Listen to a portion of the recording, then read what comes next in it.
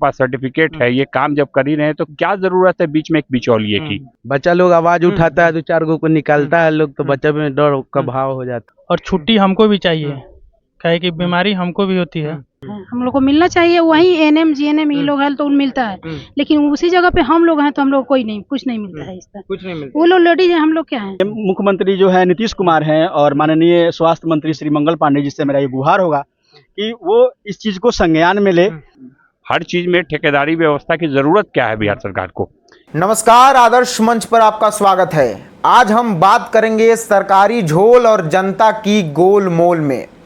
आज हम आपको लिए चलते हैं वहां जहां स्वास्थ्य विभाग के कर्मचारी खुद बीमार हो गए सिस्टम की मार से। ये जो भीड़ आपको दिख रही है ये कोई धरना नहीं, एक शुद्ध आउटसोर्स योग साधना है। जी हाँ, 200 से ज्यादा महिला और पुरुष कर्मचारी नरसिंह बाबा मंदिर के प्रांगण में संविधान और ठेकेदारी के बीच समाधि लगाए बैठे हैं। आप अगर उनकी परेशानी सुनिएगा तो आप भी कहिएगा भाई परेशान तो है। चलिए सबसे पहले उनकी परेशानी आपको सुनवाते हैं। हम डाटा एंट्री ऑपरेटर हैं, स्वास्थ्य विभाग में दिन रात सेवा करते हैं। बहुत बढ़िया।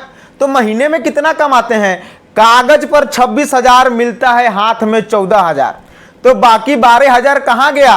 वो तो सिस्टम की गहराई में खो गया, शायद डाटा में एंट्री नहीं हुई। मतलब सरकारी नौकरी नहीं है लेकिन सरकारी कटौती है। पीएफ भी काटा, जीएसटी भी काटा और बचा कुचा भरोसा भी काट दिया।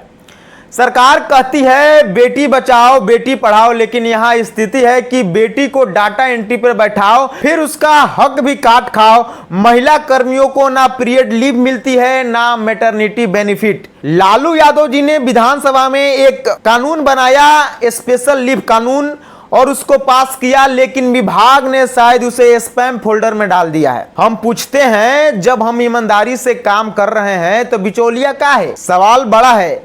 क्या डिजिटल इंडिया के डाटा एंट्री ऑपरेटर खुद सिस्टम में एरर बनकर रह गए हैं, या फिर सरकार की कंट्रोल प्लस सी और कंट्रोल प्लस भी नीति है, वादा सबका फायदा सिर्फ बिचौलिया का? आइए यहाँ पे उन मौजूद लोगों से बात करते हैं और उनकी परेशानी जानने की कोशिश करते हैं। देखिए, डाटा एंट्री ऑपरेटर है स्वास्थ्य विभाग में और स्टेट हेल्थ सोसाइटी के तहत जो है ये कार्यरत है। इनको आउटसोर्सिंग के तहत एक कंपनी के द्वारा रखा गया है।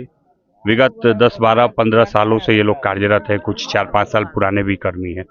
प्रॉब्लम यह है कि आउटसोर्सिंग के माध्यम से इनको जो है वेतन 26,000 निर्धारित है, लेकिन उसमें स्टेट जीएसटी, सेंट्रल जीएसटी और वो कंपनी का जो भी सर्विस कमीशन वगैरह होता है ये सब काट कूट के हाथ में सिर्फ 14,000 रुपया लगभग मिलता है। तो जो कि अमानवीय है, क्योंकि आप काम यही लोग कर रहे हैं, कंपनी को झूठ मूठ का कमीशन जा रहा है। स्टेट गवर्नमेंट और सेंट्रल गवर्नमेंट इनसे एक तो वेतन बहुत कम है और उसमें आप सर्विस टैक्स ले रहे हैं। ज्यादा कमीशन क्यों काटा जा रहा है? सेंट्रल जीएसटी और स्टेट जीएसटी लगता है क्योंकि सर्विस प्रोवाइडर है।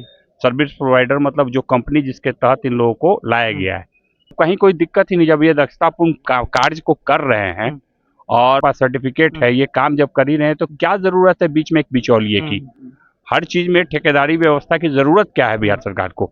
एक तो वैसे ही एम्प्लॉयमेंट कम है, तो जब ये काम ये कर रहे हैं तो इनके काम को काम समझा जाए, ना कि किसी कंपनी के द्वारा किया जा रहा सर्विस समझ के उस पर सेंट्रल जीएसटी और स्टेट जीएसटी लगा के तकरीबन 5,000 रुपया काट लिया जा रहा है।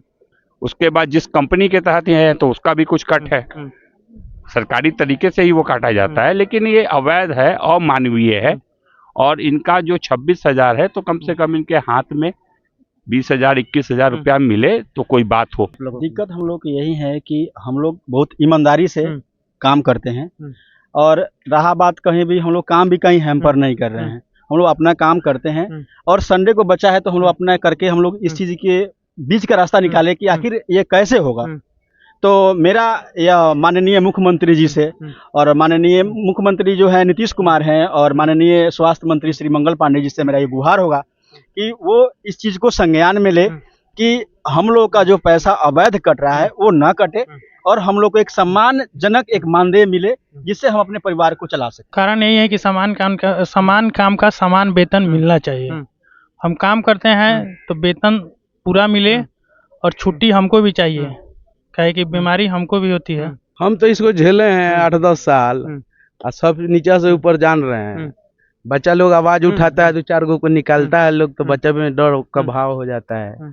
और फिर वो 4 गो बच्चा गया तो फिर दूसर 4 गो आया तो कुछ मोट रकम हो गया, नीचे से ऊपर ले बटाता है। और बहुत सारा मतलब हम आज हिसाब किए हैं, हर महीना 12 करोड़ सिर्फ यहाँ स्वास्थ्य विभाग से जो उर्मिला के बच्चे 10,000 हैं, तो 12,000 जो रुपया गायब हो जा रहा है। 26,000 में 14,000 के करीब मिलता है, 12,000 के करीब है, तो 12 करोड़ हर महीना का मुझे बहुत बड़ा स्कैम है। क्या कहेंगे, हम लोग को नहीं मिलता है कोई सील, कोई एसील नहीं मिलता है। समान कार्ड का समान कार्ड से समान वेतन नहीं मिलता है। ये सील कितना जरूरी होता है आप लोगों के लिए? बहुत इम्पोर्टेंट होता है, कितना बताएं कितना जरूरी होता है। हम लोग को मिलना चाहिए, वही एनएम जीएनएम ये लोग है तो उन मिलता है, लेकिन उसी जगह पे हम लोग हैं तो हम लोग कोई नहीं, कुछ नहीं मिलता है इसका। कुछ नहीं मिलता। वो लोग लेडीज है, हम लोग क्या है। जो इन्होंने कहा है वो बिल्कुल सही कहा है ये सील बहुत जरूरी है जी, बहुत जरूरी है। हाँ जी, आप कुछ कहिएगा।